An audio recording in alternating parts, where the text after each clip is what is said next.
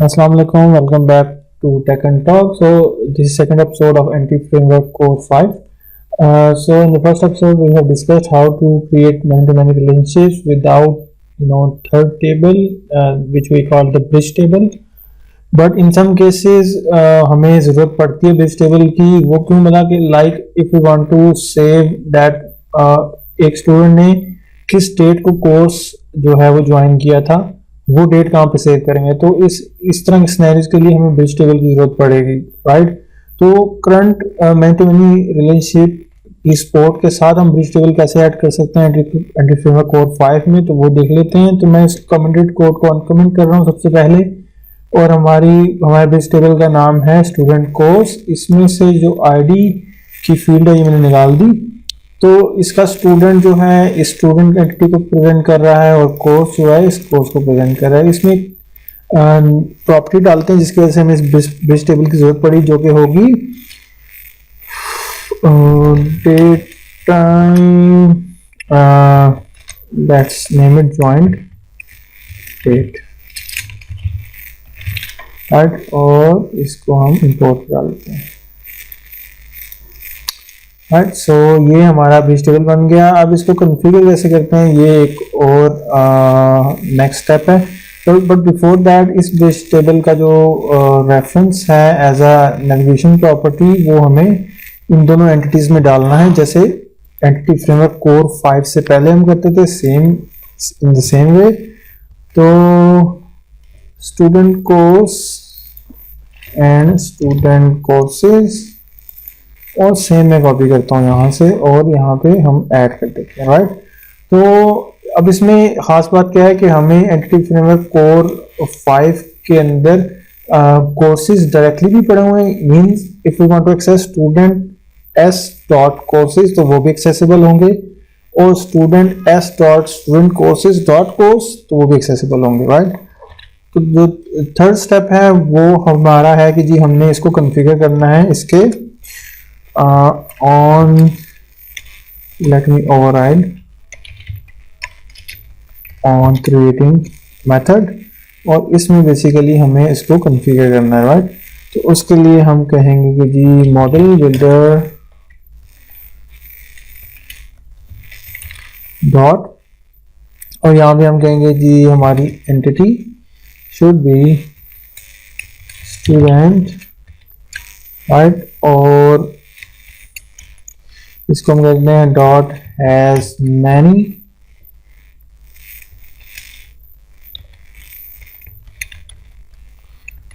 Courses dot with many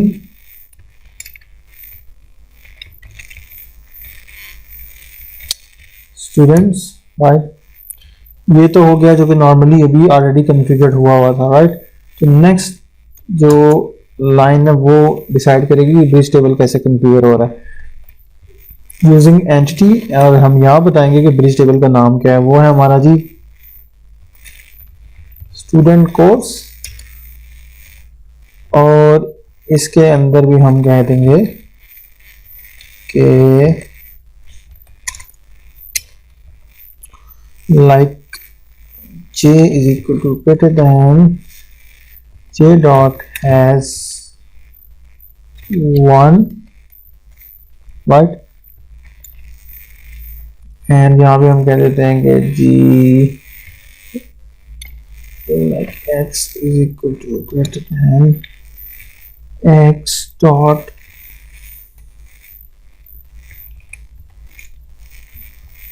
course, right. और इसको हम कह देते हैं डॉट विद मैनी, और विद मैनी में हम बता देंगे ये membership for student courses, right. ये तो हो गया from course to student courses. Next thing is हमने बताना है student to courses, right. with many dot, और यहाँ पे हम बता देंगे कि हमारा सेम स्टूडेंट कोर्सेज के साथ इसको कॉन्फ़िगर कर दें, राइट। तो बेसिकली ये 3 स्टेप पे प्रोसेस था, जिसमें फर्स्ट ऑफ ऑल वो वेजिटेबल बनाया हमने, उस वेजिटेबल को एज अ आई कलेक्शन हमने अपनी दोनों एंटिटीज में इंट्रोड्यूस करा दिया, और थर्ड स्टेप में हमने उसको ऑन मॉडल क्रिएटिंग के अंदर कॉन्फ़िगर कर दिया, right.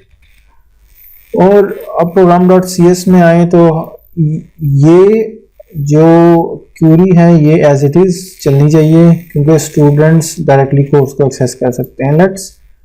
Let's create another one, और हम पे स्टूडेंट कोर्सेज के थ्रू उसके कोर्स पे आते हैं, right. Let's name it result 1, let's name it result 1, और हम इसको यहाँ पे आइटरेट करवा के शो करा देंगे, राइट। तो अब हम आते हैं स्टूडेंट्स डॉट और dot way okay x dot student courses dot any, और इसमें हम कहते हैं S dot course dot title, right. तो बेसिकली इसमें डायरेक्ट कोर्सेज को एक्सेस हो रही है, लेकिन इसमें हम स्टूडेंट कोर्सेज के अंदर कोर्सेज को एक्सेस करके उसका टाइटल मैच कर रहे हैं, right. And this both query should work fine. इसको टेस्ट कर लेते हैं, let me run. So it's running. You can see both queries are returning header, the same result, right? So this is how we can introduce bridge table in Entity Framework Core 5, and we can configure it with our required changes and properties. तो एक reason जो most of the time होगा कि हमें उस bridge table में कोई extra payload add करना है, कोई एक्स्ट्रा प्रॉपर्टीज सेव करवानी है, तो हमें उस ब्रिज टेबल की जरूरत पड़ेगी, राइट। तो अगर इसको हम देख लें कि नेविगेट में किस तरह से शो होती है, let me just disconnect and connect again. You can see we have course ID, student ID, and the join date, right? And ideally this join date should be like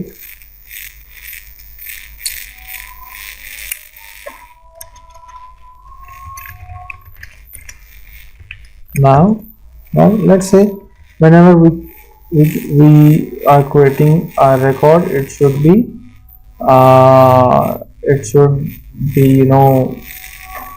the current date at a given time, right? Let me press Ctrl F5,